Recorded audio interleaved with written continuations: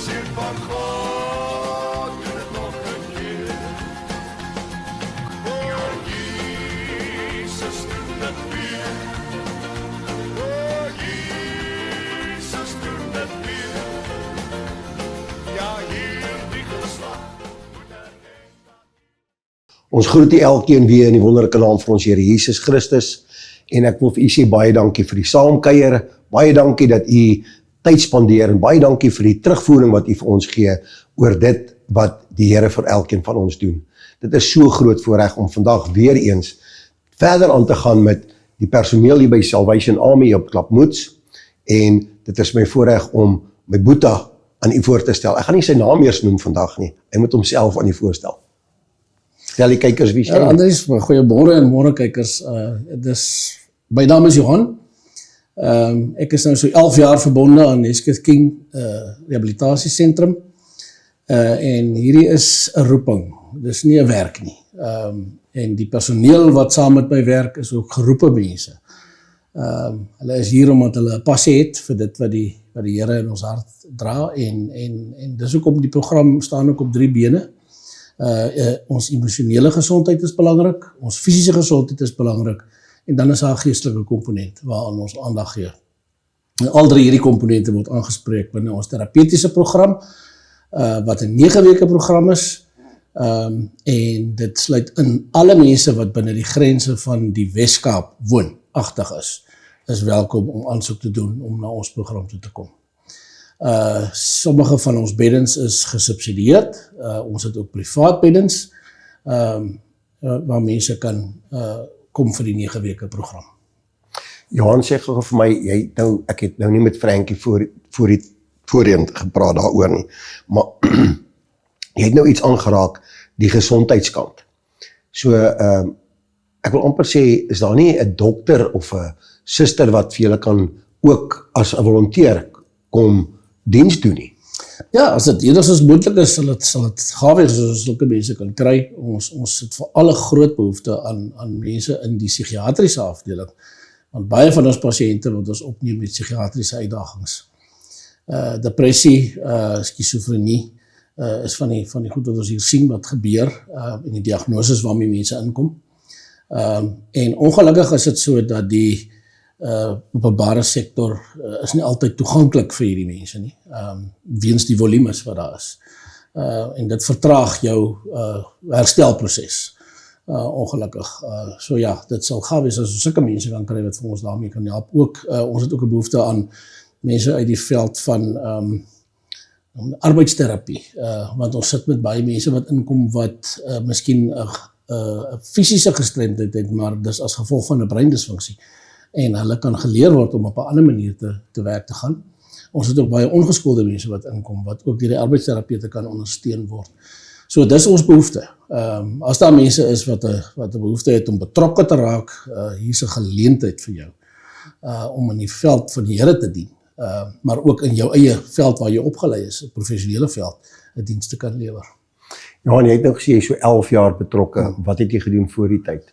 Voorheen was ek entrepreneur en voor dit was ek die bestuurder van 'n kinderhuis vir 6 jaar van my lewe. Sure. Ja. So, wat het jou laat besluit om by die Salvation Army betrokke te raak? My eie gesondheid, dink ek, was maar die groot dryfrede. Ek het rustigheid nodig gehad, kalmte, maar ek is ook oortuig daarvan dat ek geroep is hier daartoe. Die werk het net, dat het opgekom en ek was eerlik met die mense van die begin af en hulle het my kans gegee en ek het hier by Hesketh King kom hulp en heling gekry en ek het net ook die oortuiging gekry, dis wat ek moet oordra aan 'n ander generasie wat ook hierdie behoefte het en dis waar my passie lê op hierdie stadium.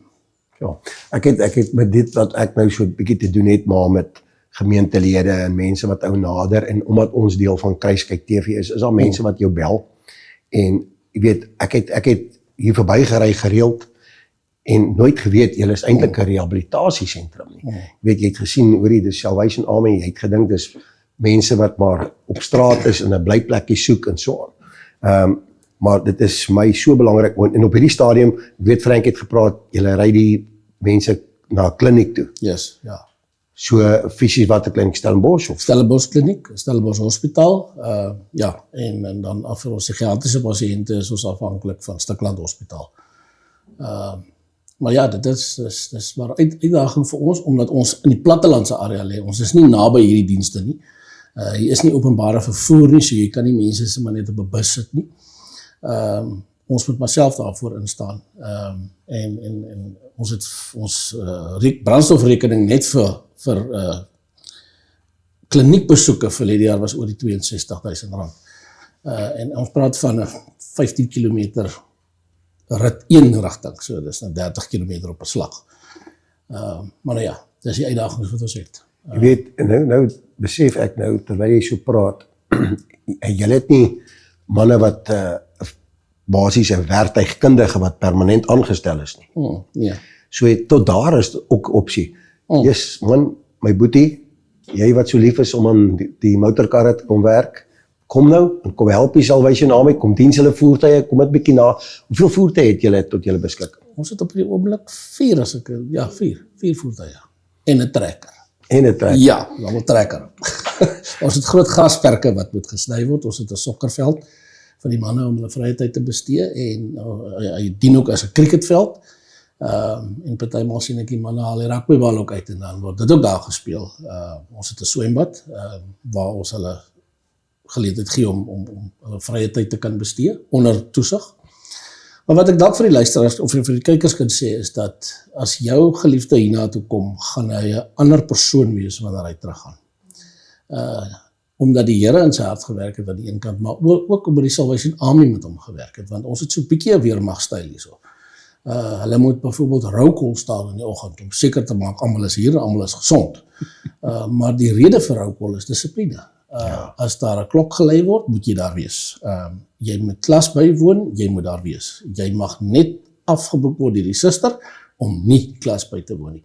Niemand anders het die reg om jou daai vryheid te gee nie. En daar is manne wat in die prikkels kop, dit is nou maar so. Maar ons het gesien hier in hierdie program mense wat totaal verander het en wat sy lewe heeltemal omgedraai het en weer entrepreneurs geword het. Ons het ouens wat terug is na hulle ou werke toe. Waar die werkgewer gesê het hy wil hê hy moet kom. Ons sit nou met pasiënte wat deur, en ek is baie bly om dit te kan sê, die boere in die gemeenskap van die Boland omgewing stuur van hulle plaaswerkers nou na ons toe wat sê, maar hierdie ou het potensiaal en ek wil hom graag 'n geleentheid gee in die lewe, en hulle kom. En hulle kom verander, en dan begin die verandering op die plaas van een individu wat daai verandering teweeg bring. Ek weet Frank het my gesê, hoeveel pasiënte hou julle per ons kan 42 op 'n slag hanteer. Ja, ons het so 'n siklus dat ons hardloop, mense kom in en mense gaan uit. Wat 'n baie goeie stelsel is vir ons, want die ou gedrag kom in saam met die nuwe mens, met die nuwe persoon wat inkom, en die nuwe gedrag is by die ou persoon. En hulle kruis bestuif vir mekaar. En dis 'n geleentheid vir ouer manne in die program om te sien wat is die snellers wat nog daar vir my is. En dan kan hy dit identifiseer en weet, maar dit gaan beter vir my ook wees, en ek kan homself regmaak. Ons het 'n individuele terapie sessies wat ons met ons manne doen, as ook pastorale sessies wat weekliks met hulle gedoen word op 'n individuele basis. Dan is daar groepsessies wat die manne het, terapie sessies, en ons het baie goeie ondersteuning van die NA en die AA en die CAD, wat vir ons ook daar ondersteuning bied om die manne gewoon te maak aan ondersteuningsgroepe en hoe werk hierdie goed. Hoeveel mense is in jou personeel wat spesies met hulle werk? Ons is nou 17 in totaal. 17 wat vir daai mensies basies bedien. En dit sluit nou ons kokke in. Ons het 2 kokke want hulle moet aflos werk. En ons het 4 RA's doen ons hulle, recovering assistants. Ek weet nie wat die mense dit in Afrikaans noem nie. Maar dis die term wat rehabilitasie, maatskaplike ontwikkeling gebruik. En dis ouens wat in ons geval is, al ons RA's is herstellende verslaafdes. Mense wat voorheen in verslawing betrokke was. So hulle ken die stelsel, hulle weet hoe dit werk, hulle weet ook hoe die siekte werk. En ons gebruik die siektekonsep hier by ons. Ons sien verslawing as 'n siektetoestand wat die brein affekteer. Maar is 'n ongelukkige toestand wat nie geneesbaar is nie. Daar is nie net een oorsaak daarvoor nie, en dis 'n toestand wat bestuur moet word. En dis wat ons die manne hier leer. Jy kry vaardighede om die siektetoestand te kan bestuur.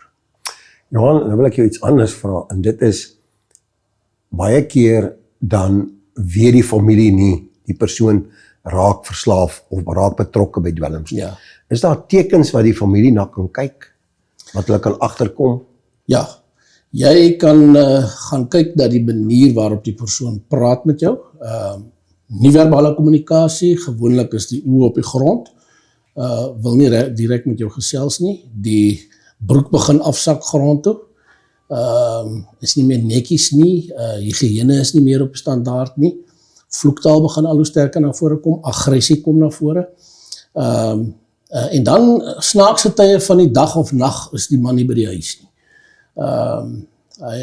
Baie van ons pasiënte wat aan tik verslaaf is, die crystal methamphetamine, verslaafdes, hulle raak nagdiere. En hy is die hele dag op straat en môreoggend is hy terug by die huis en dan wil hy sy heel dag slaap. So sy dag en nag ruil om. Ja, so mense moet maar daarvoor uitkyk. Ook baie hierdie hoodie dinge wat die manne so graag dra, wanneer 'n oue hoodie oor sy oë het, is ons wat in hierdie veld is baie versigtig daarop sê, maar dis hy kry nie noodwendig koud nie. Daar is dalk 'n ander rede hoekom hy die kappie oor sy oë trek. Want hy wil nie gesien wees nie, of dit is moeilik om in die samelewing gesien te word. Nou ons moet onthou, verslawing is een van daai goed wat jy nie voor vra nie, dit gebeur met jou, en hy vat alles van jou af weg. Hy vat jou menswaardigheid weg, hy vat jou gesondheid weg, hy vat jou Here uit jou lewe uit weg, en aan die einde van die dag vat hy jou lewe in totaal. Verslawing bring eintlik vir ons niks in die sak nie, dis net die ouens wat die dwelmmiddels verkoop wat die geld maak. En vir die publiek daar buite, die manne wat hierdie goed verkoop, hulle het nie 'n gevoel vir jou nie, dit gaan vir hom oor geld, dis al. Ja, ek het julle geesman, ek wil sê, 'n goeie paar jare terug het ek 'n dokumentêr geluister, en senior polisieoffisier het gepraat, ek kan nie onthou of het 'n kolonel was nie, maar toe sê hy, die groot probleem is, as jy vandag 'n runner, soos hulle noem, Yes. hulle het verskillende name, vandag toesluit, môre is daar ander een in sy plek. Correct. Dis die probleem. Die grootste ding van hulle is om eintlik die verskaffer, die dealer self. Die runner is nie hulle probleem, dis daai dealer te kry. Correct. En is hy wat eintlik die ander misbruik, want dis hulle wat gevang word Correct. deur die SAP en deur verskillende sekuriteitsorganisasies.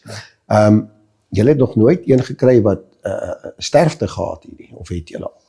Ons het 'n sterfte gehad hier. Dis ook 'n mooi storie, want dis 'n persoon wat sy hele lewe lank nie aan die Here gekoppel was nie, en nooit sy lewe vir die Here gegee. Hy was 'n gangster en in die bendes gewees. En 2 weke nadat hy sy hart vir die Here gegee het die Here sy lewe kom haal, om vir hom kom haal. Ek was by die dag toe hy in mekaar gesak het in ons voorportaal. En ek kan vir jou sê, Andries, ek het vrede in sy oë gesien. Dit was ongelooflik, ek sal dit nooit vergeet nie. Dit was een van daai ongelooflike oomblikke in my lewe, wat ek net kon sien, hier's 'n man wat vrede het. Sy familie het vrede gehad met die feit dat ons broer is gered voordat hy weg is. En ons weet nie, niemand van ons weet wanneer die Here ons kom haal nie. O ja. Van ons wat wakker is daaroor, ons bring ons kant, maar daar is van mense daar buite wat nie weet nie. En dan kom 'n persoon hiernatoe en dan verander hy. Ons het nou onlangs ook 'n persoon gehad wat 'n ateïs was. En ek sê was. Hy het vir my gesê, regtig, ek glo nie. En daai man stap vandag met 'n Bybel onder die arm rond en hy het vir sy vrou gebel en gesê, bring vir my 'n Bybel, en sy het gesê, ek kan nie glo wat in hierdie man se lewe aan die gebeur is nie. En dan daai man se getuienis is fenomenaal. Sy groot vrees was dat sy pa wat 85 was sou sterf terwyl hy op die program is. Die oom het nie gesterf nie, hy het sy pa se Kersfees bygewoon, hy het sy pa se verjaarsdag bygewoon en die oom is 'n paar maande daarna oorlede. So sorg die Here. O ja. Nee, en die man het vir my gesê, toe ek hom bel om te sympathiseer, toe sê hy vir my, Johan, maar ek het 'n ongekende vrede oor wat gebeur het, wat ek nooit voorheen sou gehad het nie. En dis net die Here wat daai vir ons bring. Amen. So, ja, kyk, as dis wat dit is. Dis wat mense hier kom kry. Hulp en heling, maar ook vrede en vreugde. Soos wat die Here vir ons gee in die vrugte van die Gees. Dit maak dit nie moeite werd om te doen wat jy doen. Korrek. Nee, Correct. ja, dit laat my baie dink. Weet jy, ek het nou rukkie terug het ek in Rafkin ook by 'n instansie gewees wat gestremde kinders dag en nag versorg. En dan praat ek van hulle kan nie eers iets per mond invat nie. Jy weet, hulle word deur 'n buis gevoed in die maag. En daai vroutjie wat die bestuurder daar, sy sê sy kan nie wag om elke dag werk toe te gaan nie. Jy weet, dan besef jy, daar is soveel mense wat 'n werk het, hy wil tog, hy sien op om werk toe te gaan. Dit wys vir my, hoorie, hy kry nie satisfaksie nie. Correct. En dit is waar dit inkom. Jy moet toelaat dat die Here vir jou wys, waarvoor is jy werklik op hierdie aarde? Correct. En watter deel van die liggaam van Jesus Christus? Want ons elkeen is geroep deur die Here. Sy woord sê duidelik uit, ons geroep by die naam. Weet, en dit is vir my so mooi. En ek kan net, toe jy my nou vertel, en jy daai vrede in daai man se oë gesien. Nee, dit is iets wat min mense sien en min mense verstaan. Ja. So ek wil vir jou sê, Johan, jy's baie dankie. Dankie vir wat jy doen, dankie vir wat jy deel is van hier by Frankie hulle. En ek jy weet, dit is so belangrik vir julle wat deel is van haar span om haar te ondersteun. Want anders gaan sy dit nie reg kry nie. Correct. En elkeen van julle is 'n skakel in hierdie ketting wat 'n masjien is wat net deur God se genade gedryf word. Correct. Want dit is wat dit is. Ja. Jy weet,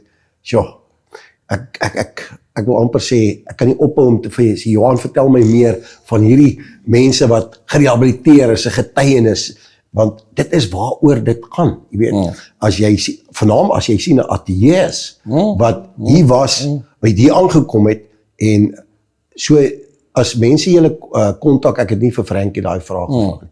As mense julle kontak, hoe lank is daar 'n wagperiode vir 'n persoon wat verslaaf is? Weet jy, dit sal afhang aan dis van hoe lank ons waglys is op daai stadium. Ons probeer ons waglys so kort as moontlik hou, so binne 14 dae na 'n maand toe. Dis die langste wat 'n ou gaan wag om opgeneem te word. Ons probeer die aansoeke wat ons kry so vinnig as moontlik deurgewerk kry. Maar onaggenome, ons het beperkte bedspasies, so ons moet dit ook in ag neem. En jy moet ook gaan kyk na die moeilikheidsgraad van die groep wat by jou is. As daar nou 'n klomp dwarsmanne is, dan gaan dit nie wys wees om 'n groot groep te hê nie, want dan is daar te veel wat hulle kan beïnvloed. So ons moet dit ook maar bestuur. En dan uit die aard van die saak vir die subsidie wat ons kry, word ons sekere doelwitte gestel en ons moet sekere hoeveelhede haal in 'n kwartaal. So kan nie oor dit gaan nie, ons moet nie minder as dit gaan nie. Ons moet presies op daai bedrag uitkom sodat ons die regte subsidie kan ontvang. So ons word baie streng bestuur finansiëel. Hier's nie kanse vir bedrog en sulke dinge in hierdie plek nie. Wie as ek maar so sê, so jy het in Engels terme jy het 'n target vir rehabilitasie. Korrek. So as jy dit nie, en dit is waar jy basies befonds word. Die hoeveelheid mense wat korrek gerehabiliteer word. Ja. En ons word geëvalueer op die aantal opnames sowel as die aantal wat klaar maak.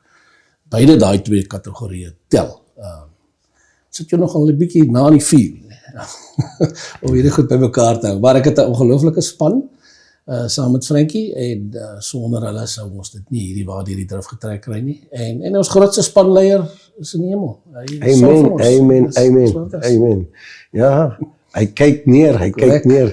Yes, Johan, baie dankie. Dit is my, jy weet dit maak dit vir my net so oop. Ons sit elke dag, ons ry baie keer verby plekke, by klinieke, en ek het hulle vorige keer al met opnames gesê, ons is maklik om te sê, ja, daai dokters het nie mooi na my ma of my pa gekyk nie, dis hoekom hulle dood is. Hy's 'n mens.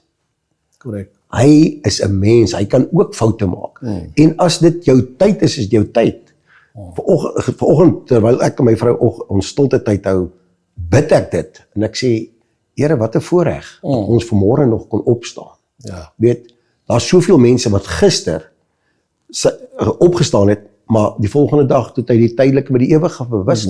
Weet, en dit is so belangrik dat elkeen van ons werklik elke dag voor God moet gaan en sê, Here, hou ons rein, dat ons gereed wees, soos jy nou gesê. As jy werklik 'n verhouding met die Here het, dan sal jy reg wees as hy jou kom haal. Ja. En so maklik kan jou voet gly, nee. So maklik kan jy betrokke raak by die verkeerde goed. Maar as jy bly bely, gaan jy werklik die ewige lewe sien. So Johan, ek sê vir jou dankie. Baie dankie man vir jou tyd, en jy het my dit weer net my die vuur gegee. Maak my weer, hy het vir my hout op my vuur kom gooi hierdie Johan vandag julle. So ek sê vir jou baie, baie dankie. Ons waardeer dit. Gaan jy vir ons ook afsluit met 'n gebed Ons kan asseblief? so maak. Dankie man.